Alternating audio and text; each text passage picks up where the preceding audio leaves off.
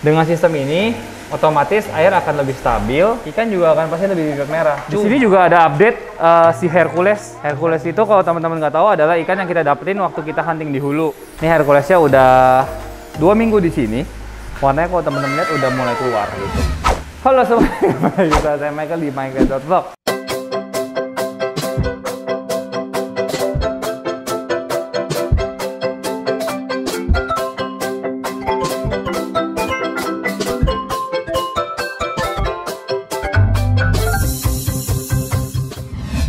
Nah, masih di Ruko Ronald, kita kali ini mau bahas sesuatu yang caught my eye, apa sih bahasa Indonesia? Menangkap perhatian saya gitu. Jadi ini tuh ada selang untuk air masuk seperti di trash, tapi dia ngucur terus. Nah ini gunanya adalah untuk mengganti air sebenarnya. Jadi sebenarnya dengan sistem ini hampir kalian nggak butuh ganti air gitu. Tapi kalau kalian risih, yang perlu kalian lakukan hariannya adalah hanya menggosok kacanya sama ngebuang kotorannya, karena airnya ini udah terganti dengan sendirinya. Nah, dengan sistem ini otomatis air akan lebih stabil, terus ikan juga akan pasti lebih bibit merah. Cuman buahnya tidak semudah itu teman-teman. Nah, sekalian aja kita tanya lagi ke si Rona, karena Rona yang buat sistem ini sendiri. Nih, yuk. Iya, banyak nyamuk nih, gatel. Oke, Rona kembali lagi. Halo. Jadi kalau gue lihat, ini kan ada sistem baru nih. Nama sistemnya nih kalau nggak salah overdrip system ya. Ya. Pertama gue mau nanya cara kerjanya dulu deh. Jadi biar teman-teman tahu cara kerjanya dulu, baru kita nanti bahas gimana cara buatnya, kelebihan dan kekurangannya terakhir. Cara kerjanya gimana sih ini? Cara kerjanya kalau kita mau pakai overdrip itu kita mesti ada lubang overflow ya. Jadi di belakang akuarium itu ada lubang overflow. Jadi overflow itu buat teman-teman yang nggak tahu adalah lubang buat keluarnya air. Ya, luber air. Overflow. Ya. Jadi kalau kita pakai sistem dripping begini, kita wajib ada lubang pembuangannya. Kalau nggak luber mah. Kalau nggak banjir. Iya. Jadi terus nggak bisa keluar. Jadi lubangnya bisa kita setel di posisi air yang dimana kita mau ketinggian air itu ada. Kalau di sini kita setel di 35 ya. 35 dengan sistem air dripping. Di belakang ada overflow. Tuh lihat tuh overflownya. Iya. Di belakang ada overflow terus. Terus. Nah kalau sistem seperti ini dengan kita tanning ikan 24 jam. Itu kita nggak perlu lagi takut airnya hijau, gitu. Jadi karena ini airnya sering terganti kan. Jadi di sini kita udah nggak pakai UV lagi. UV udah nggak pakai ini. Nggak pakai media juga kita ala kadarnya. Kita media biologis pun hampir nggak ada. Itu ada biobox sedikit ya. Tapi itu gunanya cuman buat media biologis sedikit sama buat ganjil kapasnya supaya nggak kerendam.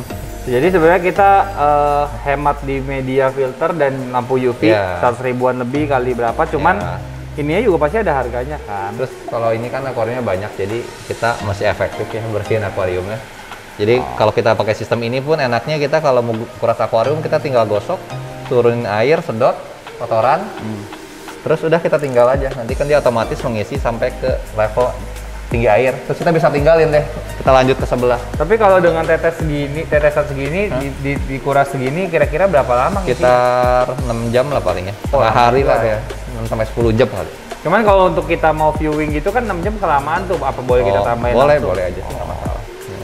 Oke, jadi sistemnya sebenarnya simple banget. Sistemnya itu namanya overdrip itu. Jadi udah pasti ada air netes terus dan dia akan keluar dari overflow. Nah, overflownya itu akan jatuh ke got. Ya. Gotnya nggak kelihatan. Itu pipanya di belakang. Tuh, pipa di belakang. Nah, pipa di belakang ini kita buang ke jalur pembuangan kita. Ya. Bener nggak? Ya. Oke, kita lanjut lagi. Jadi pertama cara buatnya dulu. Nah, sebenarnya yang gue mau nanya, ini kan air jatuh nih. Ini pakai pompa atau pakai apa? Atau gimana nih? Enggak, kalau ini kita pakai gravitasi. Jadi toren kita posisinya ada di lantai 3, ini lantai 2. Jadi air semua kita turunnya pakai gravitasi. Jadi lantai toren pertama lantai 3 atau ada lagi yang di bawah? Yang di bawah ada bak penampungan. Jadi penampungan dulu. Pokoknya tuntutannya penampungan. Ya, terus filter air. Filter air. Bak penampungan air bersih. Air bersih harus posisinya harus di atas. Ya, sebaiknya di atas. Sebaiknya di atas. Kita pakai ini. Terus gravitasi diturunin doang. Pakai pipa 1 in yang sentralnya, terus kita bagi ke setengah in. Oh, oke. Setiap akuariumnya. Oke, nah terus apa sih yang mesti diperhatikan? Maksudnya airnya harus sama, Mike? Atau kayak suhunya di atas nggak boleh kena matahari? Atau Enggak sih, karena dia dripping system, jadi kelebihannya itu dia air untuk suhu sih aman. Jadi walaupun dia ada perubahan, dia kan karena jatuhnya pelan-pelan, ini air di akuarium itu nggak bakal terlalu terpengaruh ya, karena sedikit-sedikit gitu. Cuman kekurangannya ini, kalau kita pakai dripping system ini, mungkin kita ada kesulitan untuk mengatur suhu. Jadi kalau kita pengen lebih anget, lebih apa itu mungkin nggak bisa karena airnya terus ya, jadi mungkin heaternya. Jadi kalau waktu sakit aja kita bingung ya, dong. jadi kalau lagi sakit biasa kita matiin, kita kasih heater supaya suhunya bisa naik. Gitu. Tapi kalau lagi nggak sakit, Kalau nggak sakit seneng banget dong. Ini kan Iya. suhunya terjaga banget. Ya, Nah untuk arwana itu kalau mau tanning, kalau temen-temen tahu itu suhunya di 28-29 ya, ya. yang cocok ideal gitu. Nah yang paling susah ngebikin arwana merah itu adalah ketidakstabilan air. Kalau airnya ini suhunya udah stabil, terus kayak memang air tabungannya sama kayak di akuarium mirip-mirip dan dijatuhin begini kan nggak langsung shock tuh. Kalau kita nguras langsung segini kan biasa ada perubahan parameter pasti. Kalau ditetesin gini kan berubahnya 0, berapa persen atau berapa sekian persen doang. Jadi lihat, kalau dilihat ikan di sini merah-merah semua tuh. Tuh teman-teman bisa lihat. Nah terus ini pembahasan terakhir sih, sebenarnya ini paling sensitif. Harganya berapa? Buat kayak gini akankah lebih murah daripada bikin yang biasa doang pakai UV atau lebih mahal? Kalau harga Jadi kalau sih, di sini kalau harga mungkin kita mesti beli instalasi awalnya banyak pipa ya. sama speknya kalau Ya. bisa disebutin sekalian. Kalau spek sih kita yang penting pakai ada stop valve di sini. Itu Jadi berapa ya, tuh ini harganya? valve ini sih nggak mahal, ini cuma 15.000 paling ya satunya. 15.000. Terus ini kan kita ada pakai pipa setengah in buat isi air. Sama sih Mek, kayak yang biasa kita bisa buka air Sebenarnya isi sama biasa aja sama dong. aja. Nah. Jadi kita pakai ini, terus selang nggak mahal juga. Selang sih per meter paling cuma 7.000. Iya. Jadi Irit bisa sih. dipakai bagi 3. Benar. Jadi sebenarnya modal ini mungkin bisa dibilang 50.000 lah sama pipa Iya, panjangnya. jadi kita nggak pakai sistem ini pun itu tetap ada ini. kita ada baiknya kalau kita mau praktis ya kita selalu bisa isi air dengan langsung diisi dari atas gini kan lebih enak ya. Jadi kalau misalnya kita mau isi air pun kita tinggal dikencengin aja, ini kan bisa isi air juga. Jadi kita gunanya buat pakai isi air juga tuh. Nah terus kalau misal, sama satu lagi yang bikin mahal itu toren atasnya. Ya, Bener dong. Toren kan kita masih punya juga ya. Kita kalau pelihara ikan pasti punya toren. Tapi kelebihannya kayaknya ya, kalau gua pikir secara logika, kalau kita pakai isi air yang nggak pakai gravitasi, biasa tuh pompa tuh ada manualnya tuh. Iya, nggak Kalau bisa pompanya nyala mati itu teman-teman biasanya si pompa itu bisa cepet rusak. Ya, nggak bisa kalau pakai shipping system dia nggak bisa ya kalau yang pakai apa gitu. Kalau juga listriknya bisa boros juga kan, mati nyala gitu. Cuma kalau pakai sistem ini ya kita masih pastikan kalau air kita pasti bagus ya. Soalnya kan kita ini nggak langsung ke ikan dan mungkin tiap hari hampir keganti semua nih air. Nah jadi kita mesti make sure air kita, air baku kita, tampungan air di tampungan kita itu bagus gitu. Nah caranya gimana tuh? Atau ada filter lagi? Ya kita selalu filter sebelum dari penampungan bawah kita filter dulu.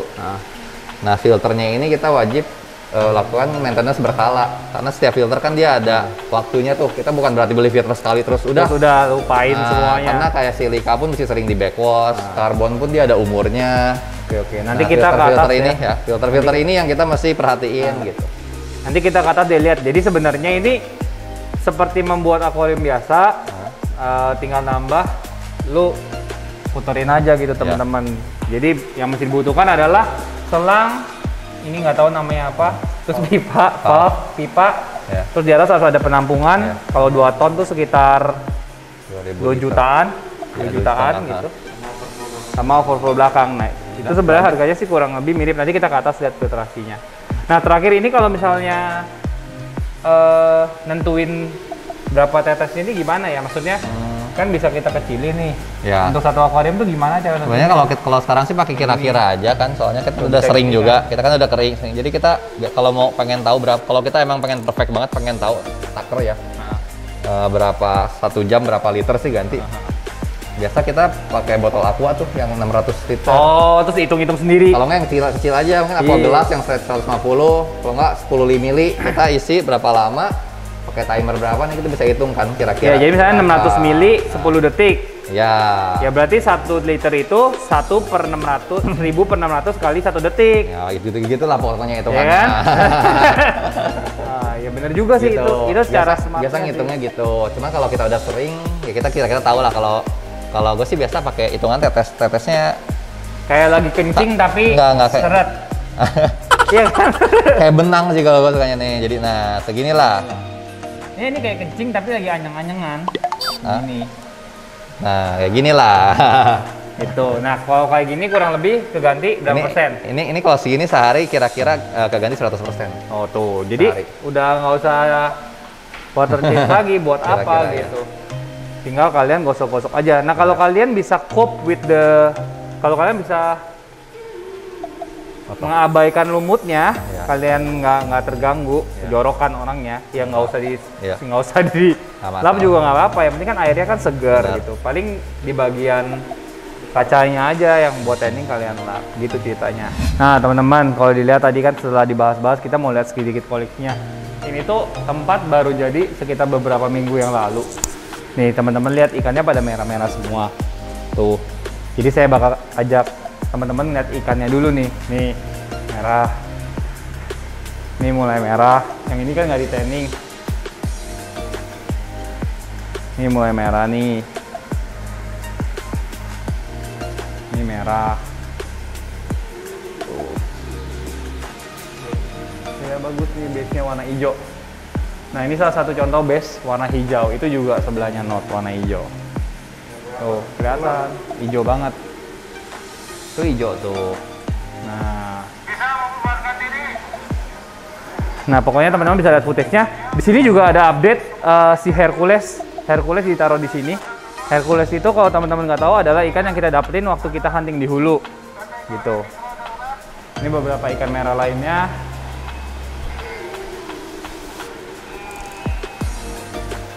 Dan ini si Hercules. Ini Herculesnya udah 2 minggu di sini. Warnanya kalau teman-teman lihat udah mulai keluar gitu. Jadi ini ajaibnya sistem ini, ya warna pasti akan lebih cepat keluar dan lebih beradaptasi gitu loh. Nah kalau lihat sistemnya, sebenarnya kalau teman-teman nggak mau pakai dripping, sebenarnya filtrasinya ini lumayan sederhana. Jadi pakai pompa ini, pompanya itu Atman kayak ini, Atman 103 kayaknya ya. 103 tuh kayaknya 1200 liter per hour kalau nggak salah, antara 1200 sampai 1500. Nah ini diangkat ke atas dan di sini pakai top filter.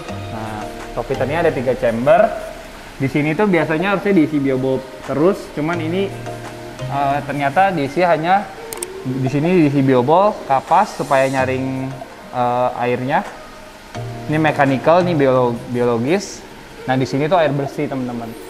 Jadi sebenarnya filtrasi arowana itu menurut saya nggak terlalu ribet lah. Maksudnya nggak terlalu kita harus pikirin sampai kayak kita main predator. Pertama karena si arowana itu adalah ikan yang kita pelihara single tank. Jadi sebenarnya kotorannya tidak terlalu banyak dibandingkan kalau kita pelihara koi atau ikan predator lainnya.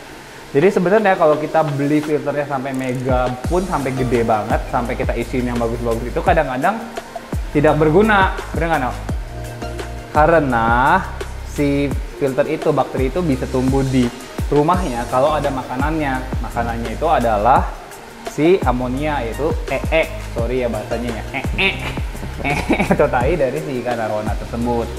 Jadi kalau makanannya cuma sedikit dan ikan kalian cuma satu dan makanannya cuma sedikit, kalian kasih semua filternya yang sampai mega, itu akan di ujungnya ngabisin uang doang gitu loh.